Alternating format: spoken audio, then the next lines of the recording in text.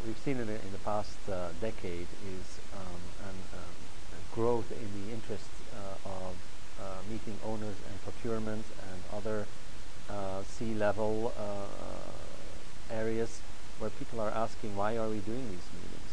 We've had a few crises, financial and other, and so people are asking the question, what is the value of the meeting? Why do we spend so much money on this meeting?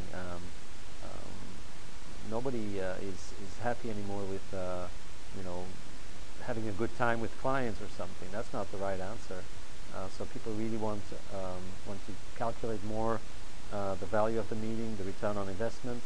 So the whole ROI thing as well has been driving the need for increasing the value, because if you ask the question, how much is the ROI of the meeting, automatically you will move into a space where you say, okay, if that is the ROI, can we increase that ROI to a higher level? And then obviously you have to start thinking about how to do that. And again, you start with objectives. What is the purpose of this meeting? What do we want to accomplish? And then how do we design a meeting to make that happen?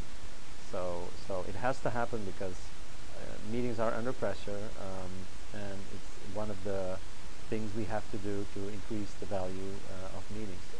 I think meeting architecture means that the person that is in charge of that meeting as a meeting architect would start earlier than we used to, and would also go into a different area.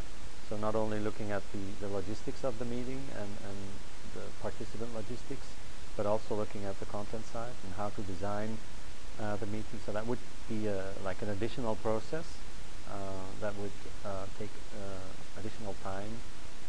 And it probably in most cases will also take the meeting architect some time to get into that space of the meeting owner, which is usually thinking that they own this meeting on the content side. And of course, if you look at the topic of the meeting itself, then that may be true, but on how the meeting is designed to drive the objectives is a very different animal. And so that is what I would say the value on the inside of the meeting. So kind of the content of the meeting. Meeting architecture as a title also has some magic to it, because most meeting owners will be intrigued, and also they recognize the word architect as in building a house. People realize that when you build a house, you spend a lot of money. You better have an architect to make it right. So looking at the content side of meetings specifically, I think there's a lot of work to be done in identifying the objectives, the needs of the meeting owner or the participants, and then based on those needs, doing the design. It's like the same thing that an architect of houses or buildings does. Also talks to the future owners of the house, and then identifies what they need, what the family looks like, what they do, and then creates a house based on those needs.